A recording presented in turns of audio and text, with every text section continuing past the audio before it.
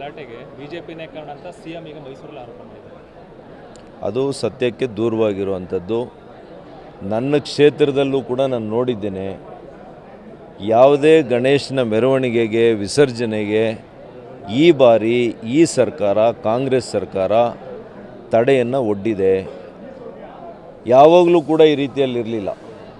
ಒಂದು ರೀತಿಯಲ್ಲಿ ಏನೋ ನಾವೆಲ್ಲೋ ಬೇರೆ ದೇಶದಲ್ಲಿ ಮಾಡ್ತಾ ಇದ್ದೀವೇನೋ ಗಣೇಶನ ಹಬ್ಬನ, ಗಣೇಶನ ಮೆರವಣಿಗೆನ, ಗಣೇಶನ ವಿಸರ್ಜನೆಯನ್ನು ಅಂತ ನಾನೇ ಅನೇಕ ಗ್ರಾಮಗಳಲ್ಲಿ ನಮ್ಮ ಯುವ ಮುಖಂಡರುಗಳು, ಯುವಕರು ಬಂದು ಅವರ ನೋವನ್ನು ತೋಡ್ಕೊಂಡಾಗ ನಾನೇ ಪೊಲೀಸ್ ಅಧಿಕಾರಿಗಳು ಮಾತಾಡಿದ್ದೀನಿ.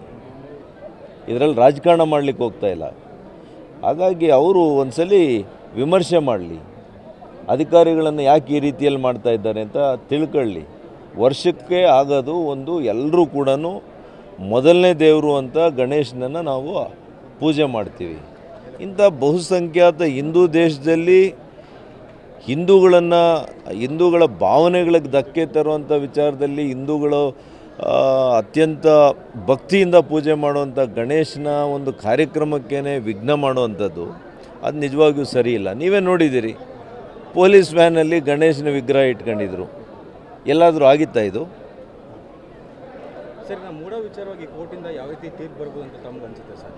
ನಾನು ಭವಿಷ್ಯ ನುಡಿಯೋಕ್ಕೆ ನಾನೇನು ಅಸ್ಟ್ರಾಲಜಿ ಕಲ್ತಿಲ್ಲ ಸರ್. ಗಣೇಶನ ಗಲಾಟೆ ವಿಚಾರ ಕೋಮಿನ ಓಲೈಕೆಯಿಂದ ಈ ರೀತಿ ಆಗ್ತಾ ಇದೆಯಾ? 100% ಅದು ಓಲೈಕೆ ರಾಜಕಾರಣ ಕಾಂಗ್ರೆಸ್ನ ಬ್ಲಡ್ಡಲ್ಲೇ ಇದೆ, DNA ಇದೆ. ಗಲಾಟೆಗೆ ಬಿಜೆಪಿನೇ ಕಾರಣ ಅಂತ ಸಿಎಂ ಈಗ ಮೈಸೂರಲ್ಲಿ ಆರೋಪ ಮಾಡಿದ್ದಾರೆ. ಅದು ಸತ್ಯಕ್ಕೆ ದೂರವಾಗಿರುವಂಥದ್ದು. ನನ್ನ ಕ್ಷೇತ್ರದಲ್ಲೂ ಕೂಡ ನಾನು ನೋಡಿದ್ದೇನೆ. ಯಾವುದೇ ಗಣೇಶನ ಮೆರವಣಿಗೆಗೆ ವಿಸರ್ಜನೆಗೆ ಈ ಬಾರಿ ಈ ಸರ್ಕಾರ, ಕಾಂಗ್ರೆಸ್ ಸರ್ಕಾರ ತಡೆಯನ್ನು ಒಡ್ಡಿದೆ.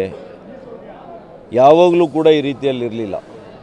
ಒಂದು ರೀತಿಯಲ್ಲಿ ಏನೋ ನಾವೆಲ್ಲೋ ಬೇರೆ ದೇಶದಲ್ಲಿ ಮಾಡ್ತಾ ಇದ್ದೀವೇನೋ ಗಣೇಶನ ಹಬ್ಬನ, ಗಣೇಶನ ಮೆರವಣಿಗೆನ, ಗಣೇಶನ ವಿಸರ್ಜನೆಯನ್ನು ಅಂತ ನಾನೇ ಅನೇಕ ಗ್ರಾಮಗಳಲ್ಲಿ ನಮ್ಮ ಯುವ ಮುಖಂಡರುಗಳು, ಯುವಕರು ಬಂದು ಅವರ ನೋವನ್ನು ತೋಡ್ಕೊಂಡಾಗ ನಾನೇ ಪೊಲೀಸ್ ಅಧಿಕಾರಿಗಳು ಮಾತಾಡಿದ್ದೀನಿ.